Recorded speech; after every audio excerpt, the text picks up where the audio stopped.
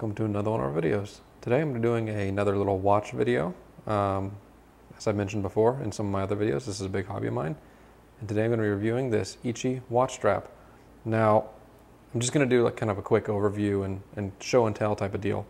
Not really so much of an in-depth review, although I have some older ones of straps from this brand that I have here, and just to kind of show you a little bit about how they wear over time. Both of these I've worn a decent amount, a little bit less the brown leather as opposed to the gray suede, but these things have held up fantastically. I mean, these have many days of wear time on each one of them. Quite a little bit, especially considering how often I change out straps on my watches that I do run straps on. But these things hold up phenomenally well. The suede, as you can see, starts to get a little bit of a little buckle impression there wherever you buckle it. But overall, as far as wear and tear goes, it's almost non-existent. These things hold up really well. They're super inexpensive. They're nicely made, nice supple leather, nice suedes. So what I'm going to do is take this thing out of the package and kind of show you what it comes with. There's a few different varieties of these. These are kind of the racing strap style with the perforations up towards the top. This is going to be just a plain style. Reason being is because despite the fact that I prefer the racing strap on most pieces, they didn't have it in the lug width that I needed. This is a 19mm strap for a 34mm Rolex watch. Unfortunately, they use 19mm straps, which are a little bit more uncommon than 20 or 18. So I'm going to go ahead and take this thing out, show you what it comes with, and then I'll mount it up on a watch and show you what it looks like. All right, so you can see here, this is the watch strap in the tray. This is how it comes straight out of the package. Comes with a little strap changing tool. If you're into watches, you probably have a million of those already. So not necessarily something that you need, but if you are just buying this on a whim to replace a strap on the only watch that you've worn for 10 years or something like that, then you might need the strap changing tool. Nice to see that it's included. Also comes with a few spring bars, which is also very nice to see, and comes with a strap. Now, you can see I opted for a navy blue suede strap here.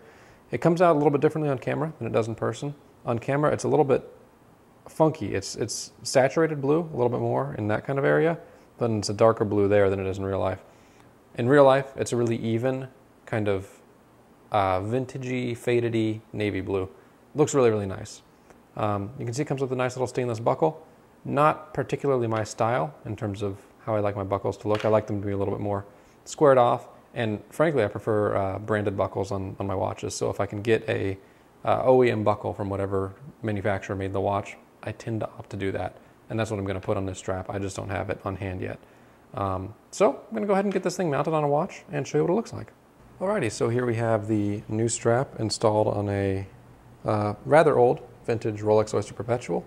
I think that the navy blue and gold combination looks really stunning. I didn't really show it earlier in the video. One thing I wanted to note about these straps is that they're super pliable. I'm barely putting any force on this strap to bend it, and it's super pliable, which makes these things super comfortable out of the box, and they only get a little bit more comfortable over time. They are really, in my opinion, great straps.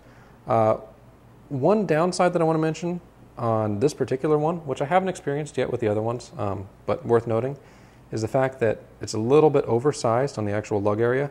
You can see on the back of the strap, it is marked indeed 19 for a 19mm lug width.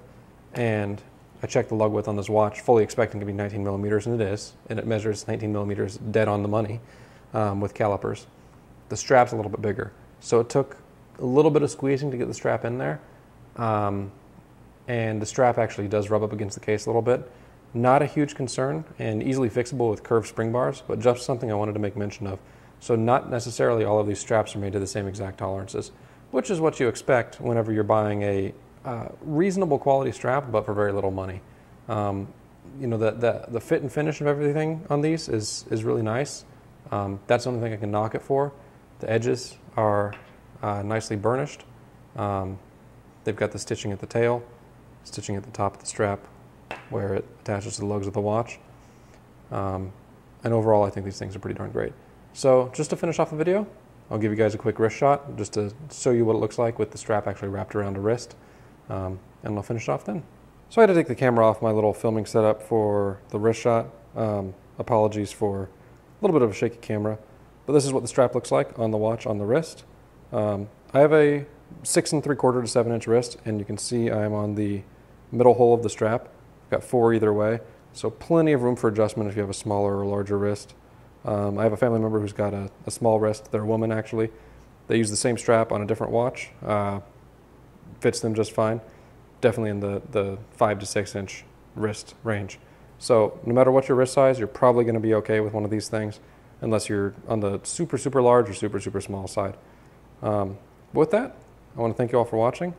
Let me know if you have any questions in the comments below, as always. And also let me know if you want to see more watch videos. I know I haven't focused on that a whole lot on this channel, but that's a huge hobby of mine. And if you all want to see it, then I'll definitely put out more videos as well. So thanks for watching. I'll see you in the next one.